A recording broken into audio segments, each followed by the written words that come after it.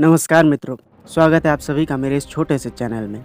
मित्रों, ये वीडियो थोड़ा लंबा होगा, इसलिए थोड़ा बोर भी लग सकता है, मगर ये वीडियो काफ़ी इन्फॉर्मेटिव है, इसलिए वीडियो को बिना स्किप किए अंत तक ज़रूर देखना, नहीं तो बहुत कुछ समझ नहीं आएगा। चलिए आरंभ करते हैं। मित्रों, एक बिहारी चैनल है जो साइंस की बातें करके हिंदू देवी देवताओं को काल्पनिक बताता है, मगर दुख की बात यह है कि उसे हमारे हिंदू भाई बहन ही सपोर्ट करते हैं। अब आप लोग ही सोचिए कि किस तरह से हमारे हिंदू भाई बहनों को ब्रेन वॉश किया जा रहा है। भारत में तकरीबन 90 भाग हिंदू ही अपना शास्त्र नहीं पढ़ते हैं, और शास्त्र पढ़ना तो दूर, उन्हें तो ये भी नहीं पता कि हिंदू शास्त्र किसे कहते हैं। तो ये लोग भोले भाले हिंदुओं को गलत सलत समझाकर लोगों को भ्रमित करते हैं, बस अपनी राजनीतिक फायदे के लिए। तो दोस्तों, आज मैं इस बिहारी चैनल का खंडन करूंगा पूरे प्रमाण सहित। वीडियो को अंत तक जरूर देखिए। पहले तो ये बंदा एक टॉपिक छेड़ देता है कि हिंदू और बुद्ध लोग आपस में लड़ते रहते हैं अपने आप को प्राचीन सिद्ध करने के लिए। चारों तरफ एक बहुत बड़ा कंफ्यूजन क्रिएट किया जा रहा है। कोई कह रहा है हिंदुइज्म पुराना है, तो कोई कह रहा है बुद्धिज्म पुराना है, तो कोई बता रहा है कि बुद्धिज्म हिंदुइज्म से निकला है, तो कोई कह रहा है कि हिंदुइज्म बुद्धिज्म से निकला हुआ है। एक बात और बोलता है कि बुद्ध शब्द पुराना है या फिर हिंदू शब्द। हिंदू शब्द पुराना है या बुद्ध शब्द। अब यहाँ पे ये बंदा हिंदू शब्द को पर्शियन बोल देता है और बुद्ध शब्द को प्राचीन सिद्ध करने के लिए ह्यूएन सांग की भारत यात्रा का प्रमाण दिखाता है। फारसी शब्दावली से लिया गया है और फारस यानी कि ईरान में इसे चोर उचक को या फिर वहाँ के परित्यक्त लोगों के लिए यह इस्तेमाल किया जाता है। मैं आपको ह्यूएन सांग की हिंदी अनुवाद की गई किताब खोल कर दिखा देता हूँ। उसमें साफ तौर पर लिखा है, प्राचीन काल में इसका नाम सिंटू और हिंताओ था, परंतु अब इसका शुद्ध उच्चारण इंटू है। अब जो हिंदू शब्द को पर्शियन कह रहा है, ऐसे मूर्ख बंदे पे लोग कैसे भरोसा कर लेते हैं, मुझे तो पता नहीं। अब अगर आप भी हिंदू शब्द को पर्शियन समझते हैं तो आप भी बहुत गलत हैं, क्योंकि बुद्ध के जन्म से पहले भी हिंदू शब्द अस्तित्व में था, इसका प्रमाण भी मिल चुका है। उदाहरण के लिए आप 550 ईसा पूर्व डेरियस के अभिलेख देख लीजिए, जहाँ पे भारत को संबोधित करने के लिए हिंदू शब्द बताया गया है। ध्यान से देखिए, यहाँ पे हिंदू स्पष्ट रूप से लिखा है। आप इंटरनेट पर डेरियस के शिलालेख सर्च करके खुद देख सकते हैं, तो इससे सिद्ध हो जाता है कि हिंदू शब्द अस्तित्व में था बुद्ध के जन्म से भी पूर्व में। अब इसके बाद ये बंदा सनातन शब्द का अर्थ भी गलत बताने लगा, आप ही देख लीजिए। पहले तो हमें ये समझना होगा कि सनातन धर्म का मतलब क्या है। सनातन गुणवाचक शब्द है, जिसका मतलब होता है पुराना, यानी कि हिंदू धर्म, जैसे कि ब्राह्मण धर्म कहना ज्यादा उचित रहेगा, क्योंकि हिंदू शब्द भारत में तो कभी पाया ही नहीं गया, तो इसलिए यहाँ पे कंफ्यूज न होइएगा अगर मैं ब्राह्मण धर्म भी इसे कहूँ तो ये ब्राह्मण धर्म का नाम सनातन धर्म कहना अपने आप में ही कमजोर। सनातन शब्द का अर्थ है इटरनल, ना कि पुराना, यानी आदि और अनंत जो है वो सनातन है। ये सब जो मैं आपको स्क्रीन पर दिखा रहा हूँ, ये हमारे शास्त्रों के मंत्र या श्लोक हैं। यहाँ पे सनातन धर्म लिखा हुआ है, आप स्पष्ट रूप से देख सकते हैं। तो आप लोग समझ ही गए होंगे कि हम सब सनातन धर्म के अनुयायी हैं। चलिए आगे बढ़ते हैं। उसी परंपरा की 6 तीलियों के चक्र में ये 2 तीली और जोड़ते हुए अष्टांगिक मार्ग देते हैं, और इसीलिए बुद्ध मार्ग को इस धम्मो सनातनो कहा गया, यानी कि बुद्ध मार्ग सनातन धर्म है।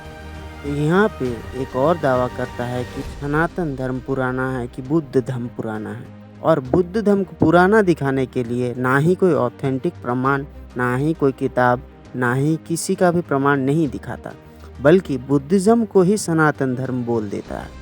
मुझे तो हैरानी होती है कि इस गधे की बातों पर लोग भरोसा कर लेते हैं। खैर, अगर तेरे हिसाब से बुद्ध धर्म पुराना है, तो दशरथ जातक में गौतम बुद्ध क्यों कहते हैं कि मैं ही पूर्व जन्म में राम था? अगर आप लोगों ने दशरथ जातक कथा नहीं पढ़ा है तो आप लोगों को पढ़ना चाहिए।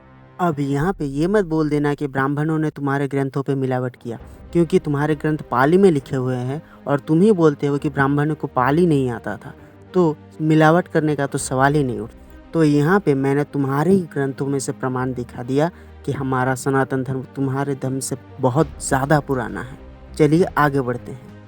एक और टॉपिक ठोक देता है कि धर्म शब्द पुराना है या धम्म शब्द, और ये धम्म शब्द को पुराना दिखाने के लिए नाकाम कोशिश करता है।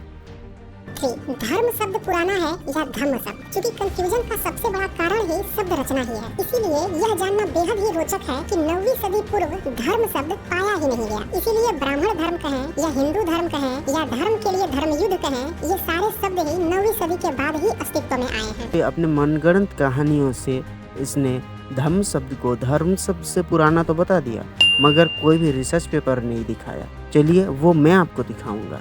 2014 में Oxford centre for Buddha studies पर धर्म और धम्म शब्द को लेकर एक रिसर्च हुआ था। यहाँ पे आप क्लियर देख सकते हो कि धर्म शब्द को पुराना बताया गया है, और आप देख सकते हो कि ये सब बुद्ध के जन्म से भी पहले बताया गया है। मगर यहाँ पे ये भी लिखा हुआ है कि पाली में धम्म शब्द लिखा जाता है और पाली से संस्कृत ज़्यादा पुराना है। इसका भी प्रमाण मैं आपको दूंगा आगे।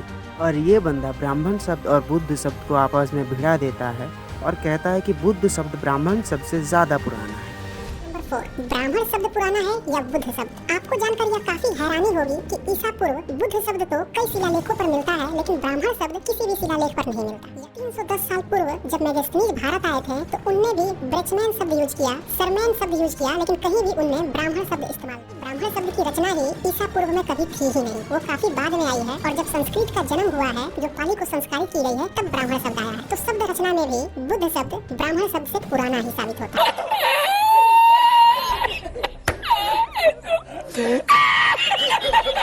मैं इनके ही त्रिपिटक के खुद्दुक निकाय के जातक कथाओं में से मैं आपको प्रमाण दिखाऊंगा। तुम्हारे ही दूरे निदान जातक में सुमेध नाम का एक ब्राह्मण का वर्णन है जो तीनों वेदों में निपुण है। अब यहाँ पे गौर करने वाला विषय ये है कि अगर बुद्ध से पहले ब्राह्मण नहीं था तो त्रिपिटक में कभी भी ब्राह्मण या फिर वेदों का वर्णन नहीं आता। अब यहाँ पे ये मत कह देना कि वेद तुम्हारे ही धार्मिक किताबें हैं, नहीं तो पकड़े जाओगे। चलिए इसके और दावों की ओर। अब यहाँ पे ये बंदा ऋग्वेद के पीछे पड़ जाता है और बोलता है कि ऋग्वेद का प्राचीनता का कोई प्रमाण ही नहीं है। 10वीं सदी से पूर्व नहीं पाए गए तो फिर वर्ण व्यवस्था और ऋग्वेद, ऋषि, ये सारे शब्द 10वीं सदी से पूर्व कैसे पाए जाएंगे और बुद्ध से पहले कैसे पाए जाएंगे? इसके लिए सबूत की जरूरत है, जिसका इनके पास कोई सबूत। जो लोग भी ऋग्वेद को पुराना बताने का दावा करते हैं, वो सिर्फ कोरी गप्पेबाजी है। जैसे मैंने अभी आपको दिखाया कि वेदों के बारे में त्रिपिटक में ही बहुत सारी जगह में वर्णन मिलता है, मगर अगर इसकी बातों को मानकर चले तो त्रिपिटक भी मिथ्या है। चलिए कुछ रिसर्च की। आर.एस. शर्मा बहुत बड़े इतिहासकार हैं। उनकी एक पुस्तक इंडियाज एंशिएंट पास्ट है जो ऑक्सफोर्ड यूनिवर्सिटी प्रेस से पब्लिश हुआ था। और बीबी लाल जो कि एक समय आर्कियोलॉजिकल सर्वे ऑफ इंडिया के जनरल डायरेक्टर थे, उन दोनों ने मिलकर एक खोज किया था जो मैं आपको दिखा रहा हूँ। ये पेपर आपको आसानी से इंटरनेट पर मिल जाएगा। अब यहाँ पे आप क्लियर कट देख सकते हो कि आर.एस. शर्मा को 1500 ईसा पूर्व ऋग्वेद का अभिलेख मिला है वेस्टर्न एशिया में। तो ये प्रमाण बुद्ध के जन्म से 1000 साल पुराना है। तो ये बात प्रमाण हो जाता है कि बुद्ध के जन्म से 1000 साल पहले भी वेदों का अध्ययन होता था और वेद अस्तित्व में था। अब ये भाई ऋग्वेद के बाद सीधा संस्कृत भाषा को नया बताने लगा और ये बोलने लगा कि संस्कृत भाषा जो है वो 9 से 10 शताब्दी के बाद में आया है। आप खुद देख लीजिए। बताते हैं, जैनों की भाषा बताते हैं, तो यहाँ पे सवाल यह उठता है कि पाली पुरानी या संस्कृत पुराना। आइए इसकी भी फैक्ट चेकिंग कर लेते हैं। क्योंकि पाली भाषा में लिखे हुए सैकड़ों शिलालेख मिल चुके हैं। ईसा से 250 साल पूर्व के सम्राट अशोक के शिलालेख मिले हैं जो पाली प्राकृत में लिखे हुए, लेकिन संस्कृत के शिलालेख 9वीं सदी पूर्व पाए ही नहीं गए, यानी कि संस्कृत का अस्तित्व 9वीं सदी से पूर्व था ही नहीं। पाली बाजी मार ले जाती है, यानी बुद्ध मार्ग ब्राह्मण धर्म से ज्यादा प्राचीन साबित होता है।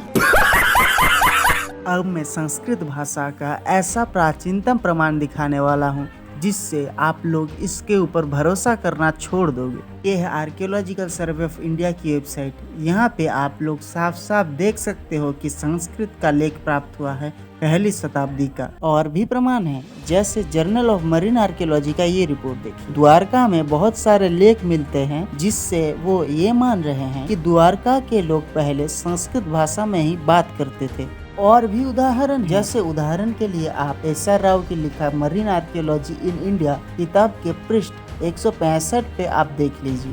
यहाँ पे एस.आर. राव लिखते हैं कि द्वारिका में संस्कृत के बहुत सारे अभिलेख प्राप्त हुए हैं जो कि तकरीबन 2000 ईसा पूर्व के समयकालीन है। मतलब कि आज से तकरीबन 4000 साल पहले संस्कृत का प्रमाण मिल रहा है और इससे वो लोग ये सिद्ध कर रहे हैं कि महाभारत के समयकालीन लोग संस्कृत भाषा बोलते थे। मगर फिर भी ये बंदा बोल रहा है कि बुद्धिज्म पहले आया और सनातन धर्म बाद में आया है। और क्या प्रमाण चाहिए? मैंने तुम्हारे ग्रंथों से प्रमाण दे दिया, आर्कियोलॉजिकल प्रमाण दे दिया, ऋग्वेद का प्रमाण दे दिया, और क्या प्रमाण चाहिए?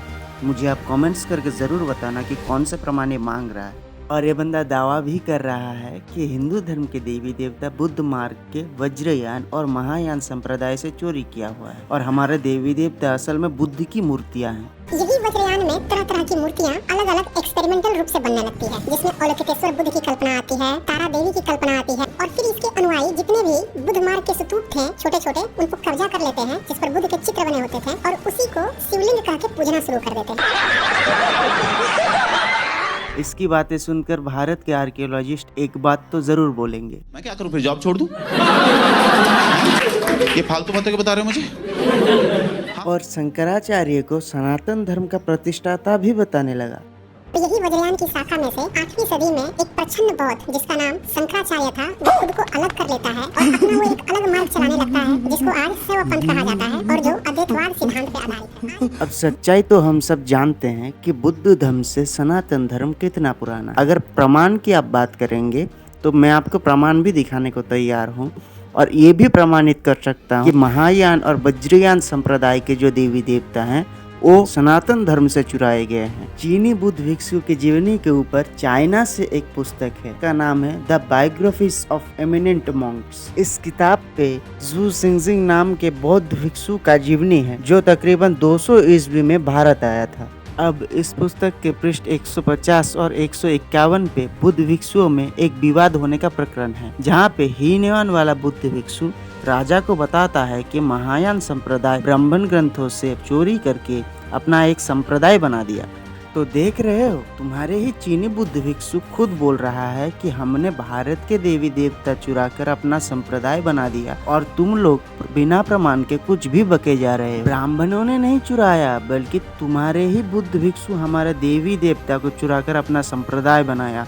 ये तो सिद्ध हो जाता है। इससे ये प्रमाण तो हो जाता है कि आदि शंकराचार्य ने प्राचीन सनातन धर्म को पुनर्स्थापित और उस समय के बुद्ध लोगों का धंधा बंद करवाया। मगर चिंता का विषय नहीं है, तिब्बत में जाओ, वहाँ तुम्हारा धंधा बहुत अच्छे से चले। हमारे रामायण महाभारत से जो चोरी करके तुमने जातक कथाएं लिखा है ना, उस पे भी एक वीडियो बनाऊंगा ताकि तुम लोग मुंह दिखाने के लायक ना रहो। ये जो बोलते हैं ना कि सब बुद्ध थे और ब्राह्मणों ने हमें हिंदू बनाया, तो मेरा इनसे चैलेंज है कि इतिहास में बहुत सारे राजा हुए जो हिंदू से बुद्ध हुए, मगर मुझे एक राजा का नाम बता दीजिए यहाँ पे राजा बुद्ध से हिंदू हुए। एक भी नहीं दिखा सकते क्योंकि ऐसा राजा कभी हुआ ही नहीं। अतः मैंने सारे प्रमाणों से इसके सारे दावों को खंडन कर दिया और ये भी प्रमाणित कर दिया कि सनातन धर्म बुद्ध धर्म से कितना पुराना है। और हिंदू भाई बहनों से भी मैं आग्रह करूंगा कि आप हिंदू से सनातनी बने और अपने धर्म को जाने। और मेरे बातों पर भी भरोसा मत कीजिए, जो मैंने आपको प्रमाण दिखाया है उसको आप दोबारा देखें और स्पष्ट होइए। आप इस बंदे पे भरोसा कर रहे हो जिस बंदे को अच्छे से शुद्ध हिंदी भी बोलना नहीं आता, जैसे छ त्र ज्ञ हलंत अनुस्वार। और अगर कोई प्रश्न है तो कमेंट सेक्शन आपके लिए ही खुला है। ऐसे और इंटरेस्टिंग वीडियो के लिए चैनल को सब्सक्राइब करें, लाइक शेयर ज़रूर करें और उनके साथ शेयर करें जो लोग इन लोगों के झूठे बातों पर आ जाते हैं। नमस्कार।